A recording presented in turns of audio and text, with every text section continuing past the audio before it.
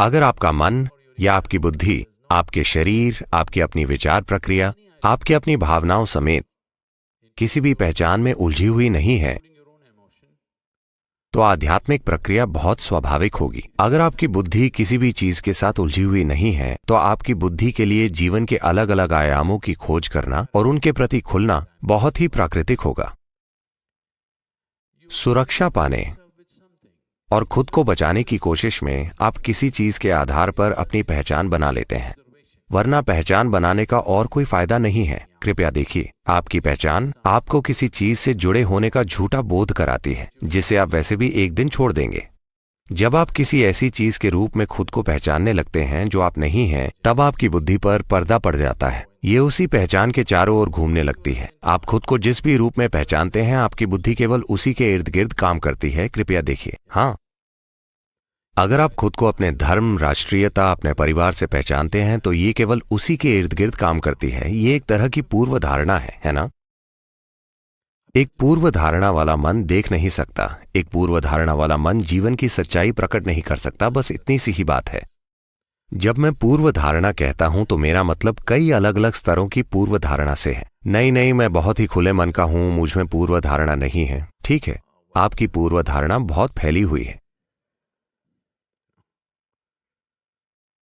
आपका मन अपनी एक पहचान बनाकर काम कर रहा है। जब कोई पहचान बन जाए, तो यह पूर्व धारणा है। एक दिन एक आदमी मर गया और वो स्वर्ग गया। वहां ईश्वर ने खुद स्वर्ग का दरवाजा खोला, उसका स्वागत किया और कहा, देखो, मुझे कुछ काम निपटाकर आने हैं। क्या तुम मेरे लिए कुछ देर दरवाजे का ध्यान रख सकते हो? मैं जल्दी ही वापस आऊंगा। उसे बहुत अच्छा लगा, क्योंकि वो ईश्वर की जगह ले रहा था। ये अच्छा है।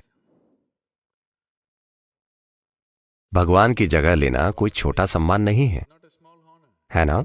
दरवाजे का ध्यान रखना है, पर ठीक है, क्योंकि वो भगवान का काम कर रहा था। वो कुछ होने का इंतजार कर रहा था, और उसे हैरान परेशान करते हुए उसकी पत्नी दरवाजे पर प्रकट हुई। उसने कहा, क्या तुम यहां क्या कर रही हो? ये कोई लोकल बार नहीं है। तुम मेरे पीछे कैसे आ गई?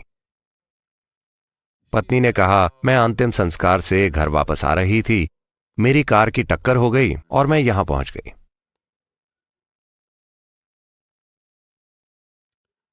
जब वो दाखिल हुआ था, तो ईश्वर ने उसके सामने एक परीक्षा रखी थी। जब वो दरवाजे पर आया था, तब ईश्वर ने उससे पूछा था, देखो मेरे बेटे, तुम यहां आए अच्छी बात है, पर अगर तुम स्वर्ग में प्रवेश चाहते हो, तो तुम्हें एक शब्द बोलना होगा। तो उसने सोचा, हे भगवान, क्या ये बूढ़ा आदमी स्कूल टीचर है? ये स्पेलिंग के लिए कह रहा है। क्या यहां भी कमबख्त स्पेलिंग टेस्ट होते हैं? ईश्वर ने कहा, चिंता मत करो, ये एक सरल शब्द है। क्या शब्द है प्रभु?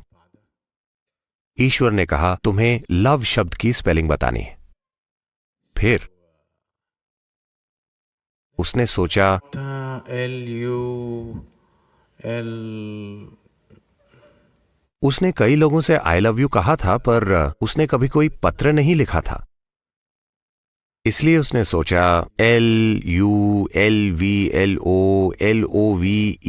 ईश्वर ने कहा, तुम पास हुए, आओ। उसने कहा, ठीक है, मैं अंदर पहुंच गया। अब जब उसकी पत्नी आई, तो उसने कहा, ठीक है, तुम यहां आ गई हो, पर अंदर जाने के लिए तुम्हें एक स्पेलिंग बतानी होगी। पत्नी ने कहा, चलो भी, अगर तुम एक स्पेलिंग बताकर अंदर जा सकते हो, तो क्या मैं नहीं जा सकती? मुझे वो शब्द बताओ। उसने पत्नी की ओर देखा और कहा, चेकोस्लोवाकिया।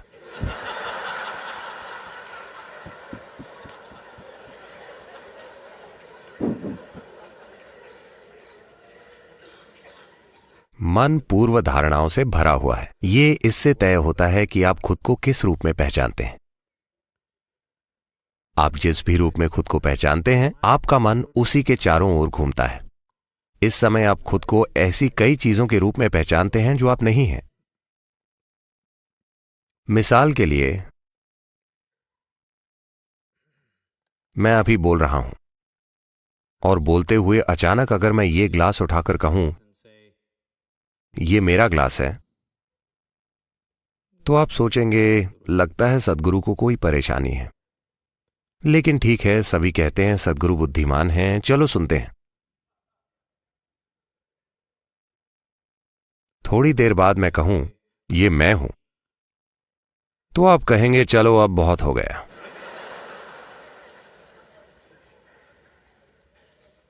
ये बहुत ज्यादा है। कृपया देखिए, आपके साथ यही हुआ है। इसे समझने के कई तरीके हैं। उदाहरण के लिए, आपके सामने थाली में खाना आता है, आप कहते हैं ये मेरा खाना है, आप उसे खाते हैं और फिर कहते हैं ये मैं हूं। क्या ऐसा नहीं है? जिसे आप मेरा शरीर कहते हैं बस भोजन का एक ढेर है या नहीं? हां, ये वही भोजन है जो आपने खाया है ना? जो आप इकट्ठा करते हैं वो आपका हो सकता है। फिलहाल मैं इस पर बहस नहीं करूंगा, पर वो आप कभी नहीं हो सकते, है ना?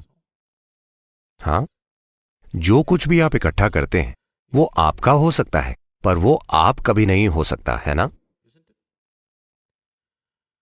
क्या आपने अपने शरीर को कुछ समय के दौरान इकट्ठा किया है? हां या ना? हां या ना? क्या आपने मन को समय के साथ इकट्ठा किया है? हां। पर अभी आप दोनों चीजों को मैं कह रहे हैं, है ना?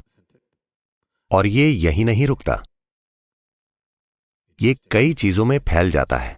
आपका घर, आपकी कार, आपकी चीजें, आपका पैसा, आपके बच्चे, आपका पति, आपकी पत्नी, लाखों दूसरी चीजें, आपका धर्म, आपके विचार, आपकी धारणाएं, सब कुछ।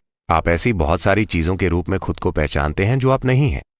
जब आप इस तरह के हो जाते हैं तो आपकी बुद्धि पर पर्दा पड़ जाता है। ये एक कमजोर बुद्धि है, उसने अपनी पैठ खो दी है। It simply repeats old nonsense. ये केवल पुरानी बकवास को दोहराती रहती है।